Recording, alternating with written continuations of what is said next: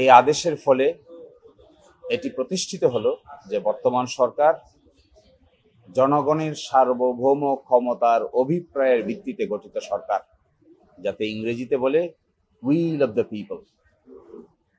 এবং এই সরকার যে কর্মকাণ্ড পরিচালনা করছে তা মূলত জনগণের সার্বভৌম ক্ষমতার বহিঃপ্রকাশ হিসেবেই কর্মকাণ্ড পরিচালনা করছে। আমাদের উচ্চ আদালত আমাদের সংবিধানের এই মূল মন্ত্র আজকে আবার পুনরায় পুনর্ব্যক্ত করে ঘোষণা করলেন। এই রায়ের ফলে বর্তমান সরকারের বিভিন্ন কর্মকাণ্ড, বিশেষ করে 3টা ম্যান্ডেট নির্বাচন, বিচার এবং সংস্কার সম্পর্কের বৈধতার ব্যাপারে আর কোনো প্রশ্ন থাকবে না। এই রায়ের ফলে বাংলাদেশের সংবিধানের যে শূন্যতার কথা অনেকেই আর্গুমেন্ট করেছেন, যে ভ্যাকুয়ামের কথা অনেকেই আর্গুমেন্ট করেছেন, এই ভ্যাকুয়ামের আর কোনো জায়গা থাকবে না। এটি সুপ্রিম কোর্টের আদেশ দ্বারা আজকে প্রমাণিত হলো। হাইকোর্ট বলেছিলেন যে এই সরকারের বৈধতার দুটি উৎস, একটি হলো লিগ্যাল ইনস্ট্রুমেন্ট, আরেকটি হলো will of the people. Appeal বিভাগ হাইকোর্ট ডিভিশনের এই ফাইন্ডিংকে পুনরায় ঘোষণা করলেন বৈধ হিসেবে এবং বললেন হাইকোর্ট ডিভিশন যে রায় দিয়েছেন এখানে ইন্টারফেয়ার করার কিছু নাই, হাইকোর্ট ডিভিশনের রায় সঠিক। তারপরে বলেছেন উইথ অবজারভেশন। অবজারভেশনটা রায় প্রকাশ পেলে পরে সুনির্দিষ্ট অবজারভেশন কি আসছে তা আমরা দেখতে পাবো। তো আমরা যে কথা বলেছিলাম, গণ অভ্যুত্থান পরবর্তী যে সরকার গঠিত হয়েছে এটি মূলত জনগণের সার্বভৌম ক্ষমতার বহিঃপ্রকাশের ভিত্তিতেই গঠিত হয়েছে।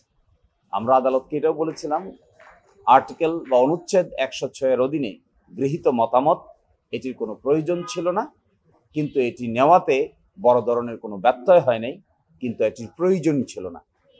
মূল বিষয়টা হলো 106 নয়, মূল বিষয়টা হলো জনগণের সার্বভৌম ক্ষমতার উৎস। সেই উৎসটাই আবার আমাদের আপিল বিভাগ পুনরায় আজকে ঘোষণা করল। হ্যাঁ, এই সরকারের যে কর্মকাণ্ডগুলো হয়েছে, পরবর্তী সংসদে কি সেটার বৈধতা এখন আর প্রয়োজন আছে এই রায়ের ফলে?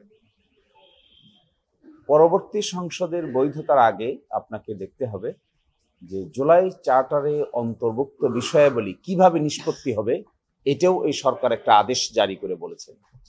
এই আদেশটা হলো জুলাই সনদ বাস্তবায়ন আদেশ উইদিন ব্র্যাকেট সংবিধান সংস্কার আদেশ 2025। সেখানে একটা রোডম্যাপ দেওয়া আছে।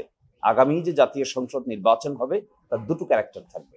একটি ক্যারেক্টার হবেন জাতীয় যে সংস্কার সভা হবে, সংবিধান সংস্কার সভা, একজন পার্লামেন্টের মেম্বার সংবিধান সংস্কার সভারও মেম্বার হবেন, আবার তিনি একজন সাধারণ পার্লামেন্ট মেম্বার হবেন।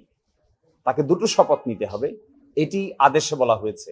এই আদেশের ভিত্তিতে যে নির্বাচন অনুষ্ঠিত হবে, ওই নির্বাচনের পার্লামেন্টের প্রথম ক্যারেক্টার হবে সংবিধান সংস্কার সভা হিসেবে 180 দিনের মধ্যে ফাংশন করা। এই যে প্রক্রিয়াটা, এই প্রক্রিয়াও কিন্তু এই সরকার আদেশের মাধ্যমে জারি করছেন। ফলে আজকে সুপ্রিম কোর্ট যে রায় দিলেন, এই সরকারের গৃহীত সংস্কার প্রস্তাব, বিচার এবং নির্বাচন সংক্রান্ত সবকিছুই জনগণের ইচ্ছা এবং লিগ্যাল ইনস্ট্রুমেন্টের ভিত্তিতে হচ্ছে বলে ঘোষণা করলেন।